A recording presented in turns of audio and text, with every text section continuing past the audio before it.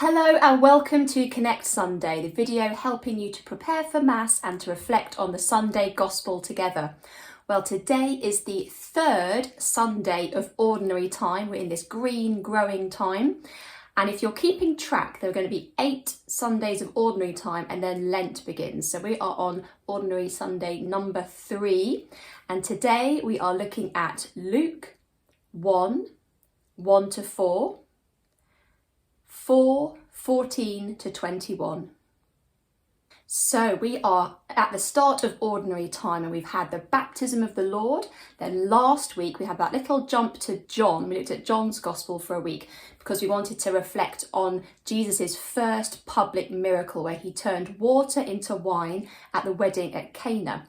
But now we're back on Luke and we're going to be looking at Luke for the next few weeks. And so today we've got another beginning sort of a bit. We've got the very start of Luke's Gospel where he says who he's writing his Gospel for. And then we have the start of Jesus's ministry. So him talking to people, teaching people and bringing the kingdom of God. And now Luke doesn't only write Luke's Gospel. Do you know what else he writes? He also writes Acts, doesn't he? So if you look in your full Bible, you have Matthew, Mark, Luke and John, and then we have Acts, which is once Jesus has returned to the Father, and then that's what all the disciples and all the followers of Jesus are doing afterwards. We've got Pentecost, we've got the Spirit moving in the early church, and that is Acts, the Acts of the Apostles. And so Luke wrote these 2 books that we have in the Bible, Luke's Gospel and Acts.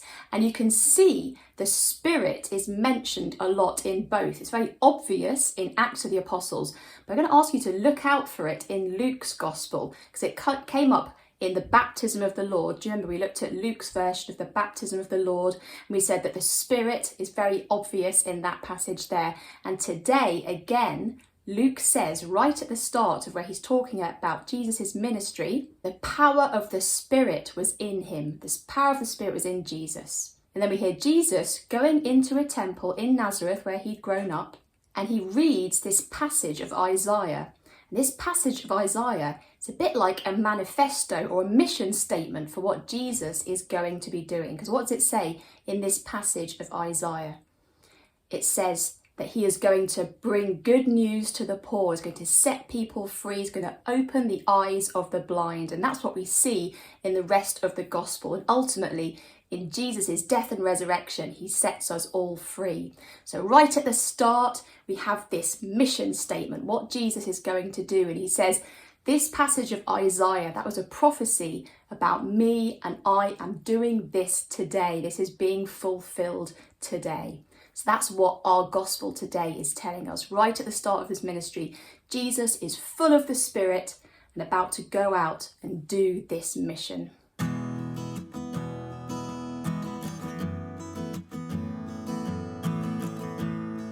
Okay, it's time for our question of the week, and we've had a question sent in by Elliot. And Elliot would like to know, why is it in the wedding at Cana that Jesus calls Mary woman? Now, this is a great question. So if you had to think back to last week's gospel, where we had that reading from John, the wedding at Cana. And so Mary comes to Jesus and says, they've run out of wine. And Jesus responds, woman, why are you asking me? My hour has not yet come. Now, if on first reading, this might sound a bit rude, and maybe this is why you're asking that question. Why is Jesus being a bit rude? Like, woman, why are you asking me? I think that is not really the tone here. We have to think about what John is doing in his gospel. And is there another time that Jesus uses this word for Mary? Because there is.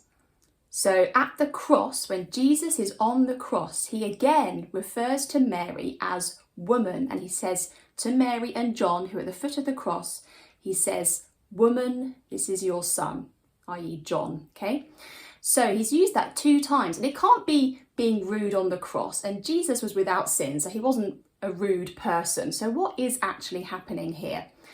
Well, in the start of John's Gospel, we have in the beginning, and that reminds us of the very start of the Bible, of Genesis. And there's sort of creation ideas going through the start of John's Gospel. And so in Genesis, we have the world being created, everything being created out of love by God. But then things go wrong, don't they? We have the fall, so Adam and Eve in the garden, eating the apple and the serpent and everything you know about that. And so here we have John using creation language to show that Jesus is bringing about the new creation. And in the new creation, Mary is the new Eve. Yeah? So if Jesus is the new Adam, Mary is the new Eve. And so that is why using the word woman makes us remember Eve and the fact that Mary is helping undo what Adam and Eve had done. Jesus is the main person undoing that through his death and resurrection, but Mary is a very important person in that.